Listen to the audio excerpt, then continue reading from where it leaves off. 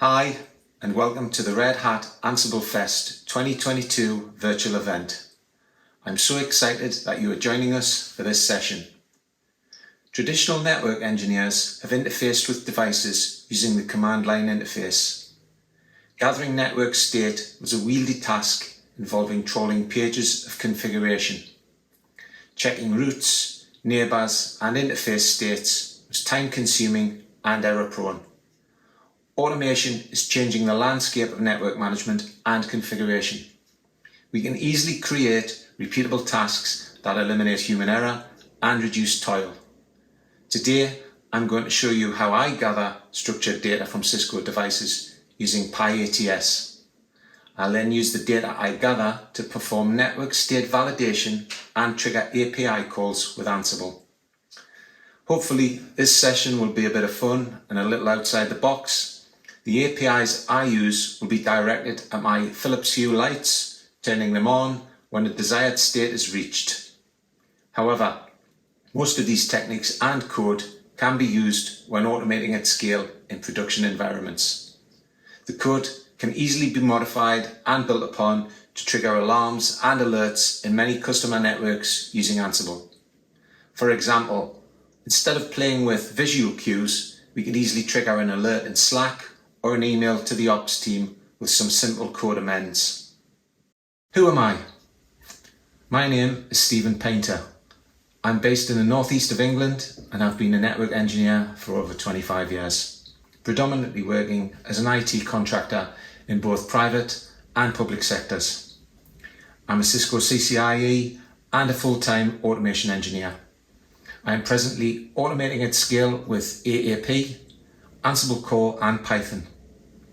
I'm on most social media platforms, so if you have any questions or feedback from today's session, then hit me up and I'd be happy to help. All the code from this session is also available in my GitHub. 2020. What happened? A lot, yeah. At least everyone knew where Wuhan was on a map by the end of March. For me personally, what happened was I couldn't do the hobbies I enjoyed. The UK, like everywhere else, was mandated people stayed home. That meant no surfing, wakeboarding, snowboarding or mountain biking. Personally, that was giving up a lot. Being active and busy for me is like a fountain of youth, and I'm not really a happy bunny if I can't get my fix at least once or twice a week.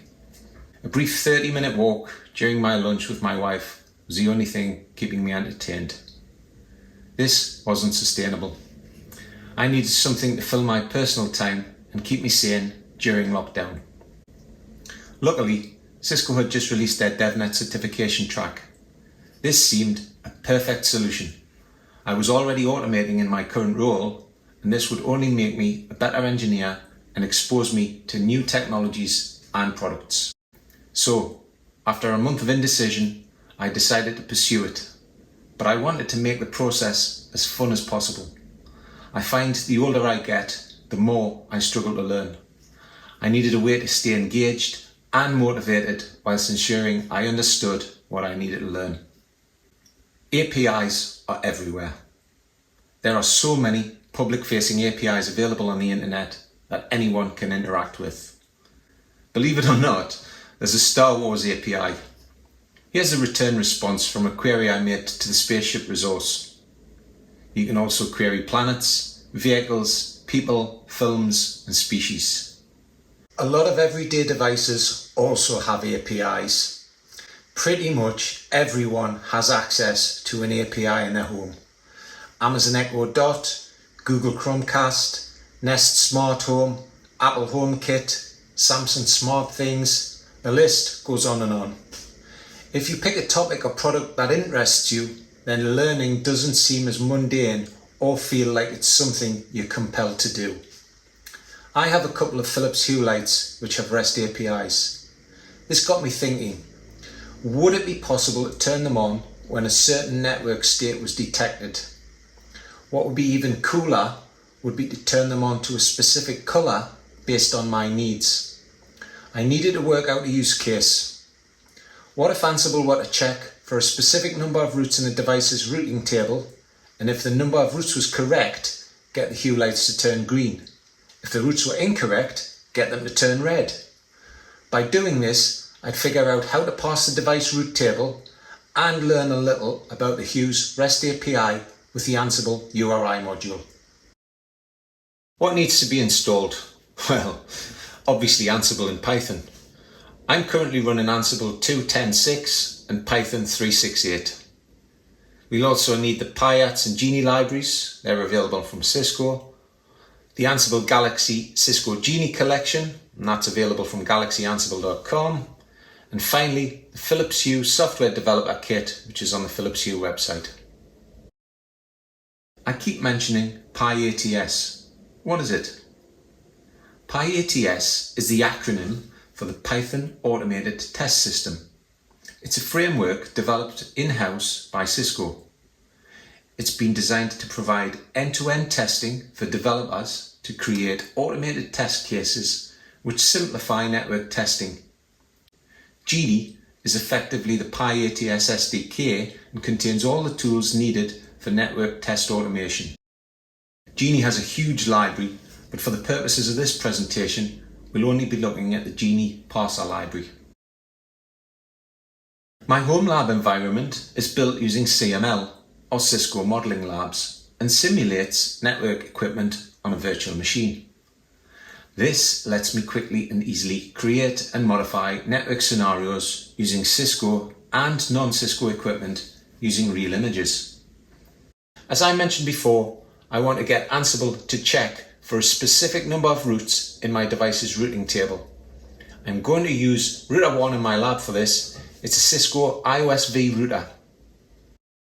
Logging into router 1, I can see that there are a total of 6 subnets in the routing table, 4 of which are connected routes and 2 of which are local routes. 2 of the connected routes are from loopbacks, so they are perfect to use for testing functionality later. Ideally, I only want to know the number of routes in the route table. Okay, let's start looking at the code and break it down into manageable chunks. This is the Ansible code I'm using to run basic route validation on the Cisco device. I read in the Pyats Genie role, capture the output of the show IP route command and parse it out to structured data. From here, I use a JSON query to filter only the keys, which are the 6 subnets in the route table. Once I have the subnets in a list, I simply count them. I've added some extra debugs in the code so that you can see the output whilst the code runs. Let's watch the code in action.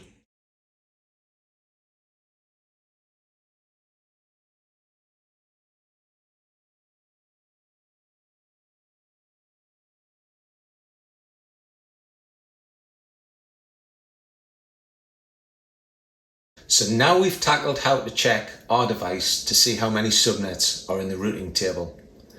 Let's focus on the lights. I need to grab the token from the Hue bridge. The bridge is the brains of the smart lighting system and allows you to connect and control lights and accessories via the Hue app. It's easy to find the IP address of the bridge as it's displayed within the Hue app under Settings. Now to decipher and connect to the Hue API to start configuring the lighting. I want to set the lights to green and red. The simplest solution is to manually turn the lights on to green or red and gather the data the API presents while set to the desired state. Here's the playbook I'm using to gather the data. Light ID number 9 is a multiple coloured LED strip light. I variabilize the URL and token and issue a simple GET request and display the output.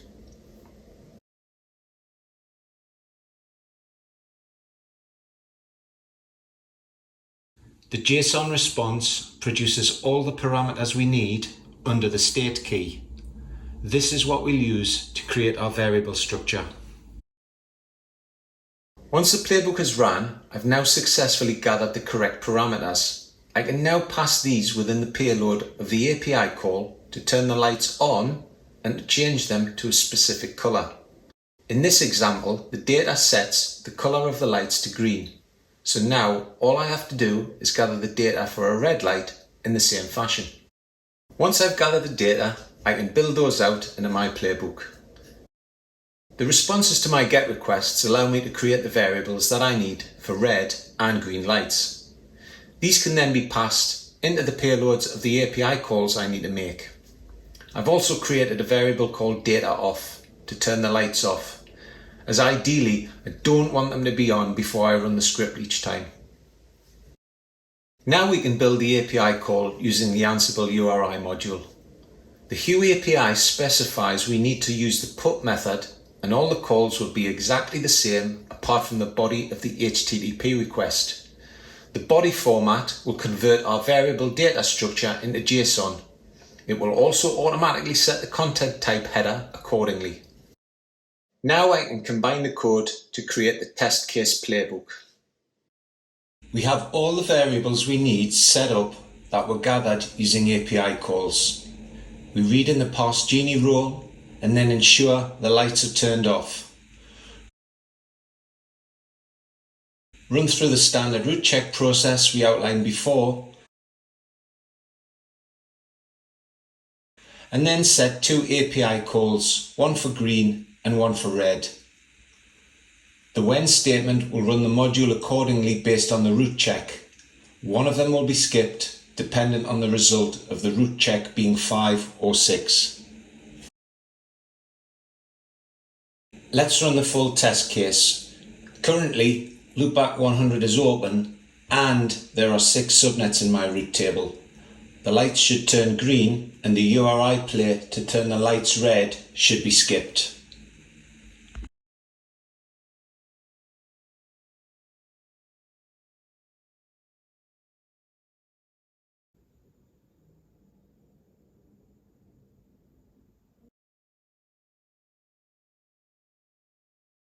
Let's now close the loopback 100 interface and check that there are only 5 subnets in the root table of R1.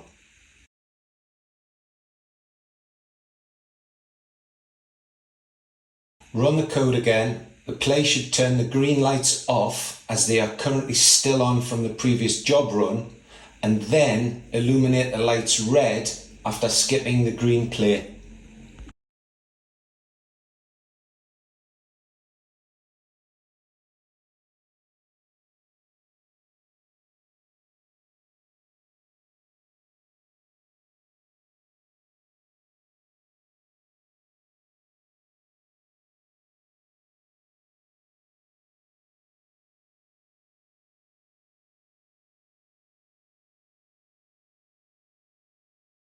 What I've tried to do in this session is highlight a mindset change, the way you think about network configuration and monitoring.